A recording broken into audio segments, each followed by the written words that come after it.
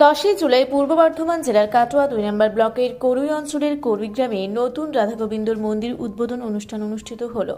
500 বছর আগে করুই গ্রামে এসেছিল মহাপ্রভুর শিষ্য কালিয়া কৃষ্ণ দাস ঠাকুর। এই গ্রামে গোবিন্দ ঠাকুরের মন্দির প্রতিষ্ঠা করেন। সেই মন্দিরটি বহু প্রাচীন। কালিয়া কৃষ্ণ দাস ঠাকুর মৃত্যুর পর তার বংশধররা এই গ্রামে রয়ে গেছে। মন্দিরটি ভাঙন দেখা যায়। বহু প্রাচীন মন্দিরটি ভেঙে পুরাতন মন্দিরের জায়গায় নতুন মন্দির তৈরি করা হয় গ্রামবাসীর সহযোগিতায়। ঠাকুর পরিবারের সদস্যরা মন্দিরের পুজোর দায়িত্বে রয়েছেন। বৃহস্পতিবার গুরু পূর্ণিমার দিনেই করুই গ্রামে রাধাগোবিন্দর নতুন মন্দির উদ্বোধন করলেন কাটোয়া বিধানসভার বিধায়ক রবীন্দ্রনাথ চ্যাটার্জি। উপস্থিত ছিলেন বিশিষ্ট সমাজসেবী পিন্টু মণ্ডল, কাটোয়া 2 নম্বর পঞ্চায়েত সমিতির সদস্য মিঠু বরাট, করুই গ্রাম পঞ্চায়েতের সদস্য সুকেশ চ্যাটার্জি সহ অন্যান্যরা। এই দিনে রাধাগোবিন্দ ঠাকুরকে নতুন মন্দির নিয়ে যাওয়া হয়। পুজো পাঠ ও হরিনাম সংকীর্তন অনুষ্ঠিত হচ্ছে। আপনারা দেখছেন রূপসী বাংলা মিডিয়া। এখন একটা ছোট্ট বিরতি, ফিরে আসছি বিরতির পর। সারৈকেল্লা খরসোয়া জেলার সুবিখ্যাত কবিরাজ ভদ্রসেন ভকত TB, filaria, sugar, tumour, Baat, ধাতু, একজিমা, দাঁতের রোগ, কানের রোগ, গুপ্ত ও যৌন রোগ ইত্যাদি চিকিৎসা করেন। এখন নিয়মিত চেম্বার করছেন প্রতি সোমবার বান্দোয়ানে, শুক্রবার বড়াবাজারে সারগোতে, রবিবার এঁচাগড় থানার টিকর গ্রামে, মঙ্গলবার রাজনগর থানার কেন্দ্রমন্ডিতে, বৃহস্পতিবার নিমডি থানার রঘুনাথপুরে। বিস্তারিত জানতে যোগাযোগ করুন 7368034266 এই নম্বরে। পুরুলিয়ায় পাত্রপাত্রী যোগাযোগের একমাত্র বিশ্বস্ত প্রতিষ্ঠান বিবাহ পরিচয়। আপনার মনের মতো জীবনসঙ্গী খুঁজতে আপনার পাশে রয়েছে বিবাহ পরিচয়। তাই আর দেরি না করে আজই যোগাযোগ করুন বিবাহ পরিচয় municipality commercial complex, 2nd floor, Chaibasa road, opposite PWD office, Purulia. Mobile নম্বর 9232440272 অথবা 8370970472। ফিরে এলাম বিরতির পর। আপনারা দেখছেন রূপসী বাংলা মিডিয়া। গ্রামবাসীরা জানান, শ্রী চৈতন্য মহাপ্রভুর নূপুর রয়েছে। করুই গ্রামকে শ্রীপাঠ করুই নামে পরিচিত আছে। হরিনামের তালে নাচানাচি করছে মহিলারা। উদ্বোধন অনুষ্ঠান ঘিরে গ্রামের মানুষেরা ভিড় জমায় মন্দির প্রাঙ্গণে। মন্দির উদ্বোধন উপলক্ষে পায়েস ও লুচি ভোগের আয়োজন করা হয়। হাজার হাজার মানুষকে লুচি, আলুর দম, ছোলার ডাল খাওয়ানো হয়।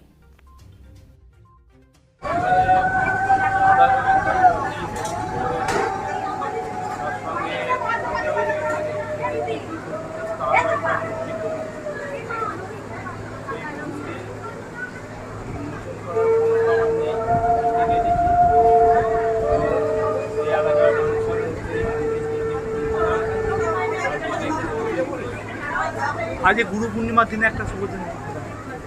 গুরু পূর্ণিমা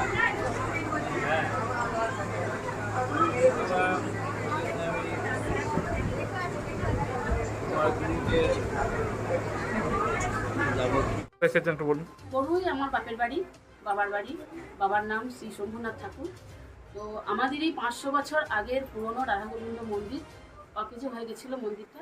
তো আমাদেরই যে যারা বংশধর আছেন, আমার কাকারা, বাবার খুঁড়তো ভাইরা, তারা সব নতুন মন্দির তৈরি করলো এবং আজকে গোবিন্দ গৃহপ্রবেশ হলো। একরকম নতুন ঘরে এলেন, পুরনো ঘর ভাঙচুর করে। কেমন মানুষের ভিড়ভাড়টা দেখলে আনন্দ করছেন? কিরকম? খুবই আনন্দ হচ্ছে, খুবই ভালো লাগছে, কারণ আমার বাবার ঠাকুর, বাবার বাড়ি এটা, তার জন্য আনন্দ হচ্ছে। আর সব থেকে বড় কথা, এই পাড়ার কাকারা হচ্ছে কালিয়া কৃষ্ণ দাস ঠাকুরের বংশধর, মানে যার ছবি গোবিন্দর চরণের সামনে নামানো আছে। হ্যাঁ, মূর্তি তৈরি হয়েছে। আপনি এই গ্রামের মেয়ে? আমি এই পাড়ার মেয়ে, ঠাকুর বাড়ির ঠাকুর বংশের মেয়ে। আপনার নাম? আমার নাম ময়না ঘোষ ঠাকুর। আজকে কি উদ্বোধন হলো একটু বলুন।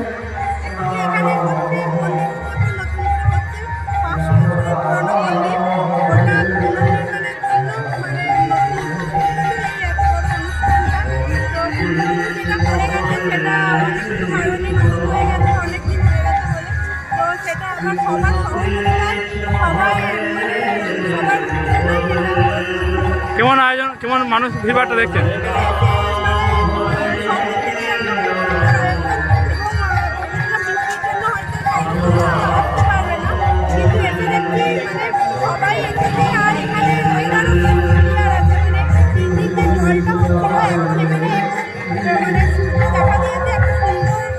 ছায়া আর রোদ মিলিয়ে যে পরিবেশটা, সেরকম পরিবেশ হবে কৃষ্ণের ইচ্ছা। বলছি আজকে কোথায় কি মন্দির উদ্বোধন হলো বা কি উপলক্ষে হলো মন্দিরটা বলুন। আজকে বিগত আজকে 500 বছর আগে দ্বাদশ গোপালে সুবাহু সখা ছিলেন, ব্রজের সুবাহু সখা ছিলেন।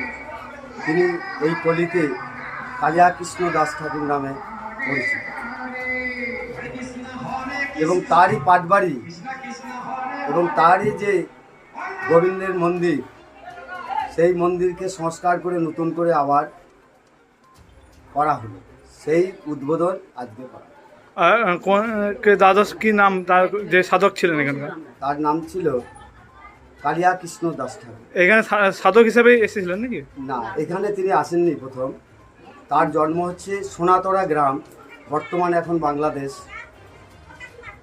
1407 শতাব্দে উনি জন্মগ্রহণ করেন।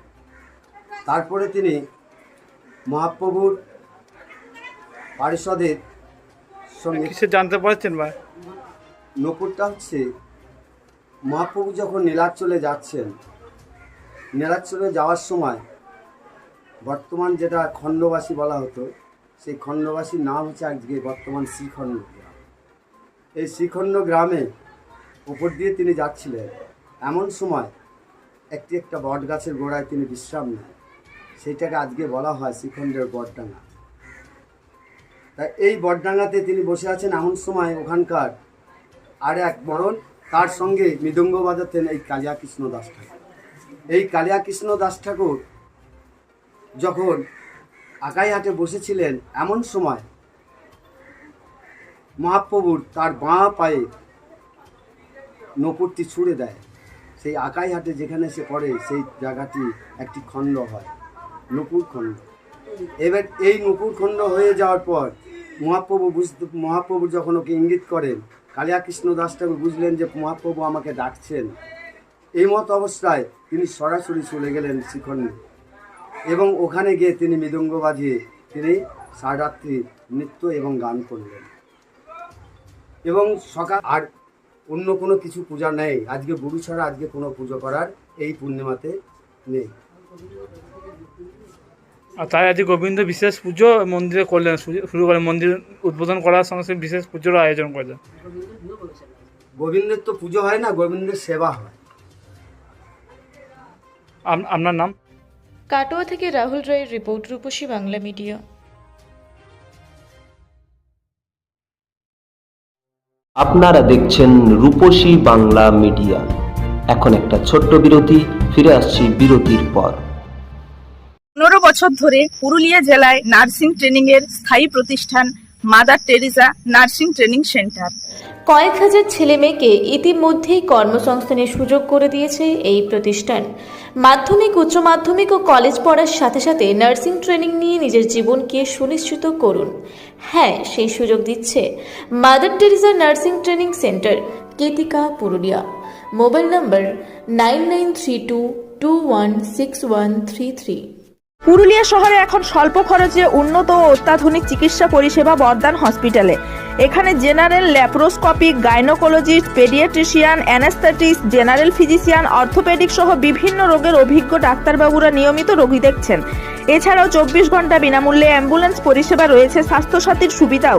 যোগাযোগ করুন বর্দান হসপিটাল, রাঁচি রোড, সৈনিক স্কুলের নিকটে। মোবাইল নাম্বার 8918968624 এই নাম্বারে। ফিরে এলাম বিরতির পর। আপনারা দেখছেন রূপসী বাংলা মিডিয়া।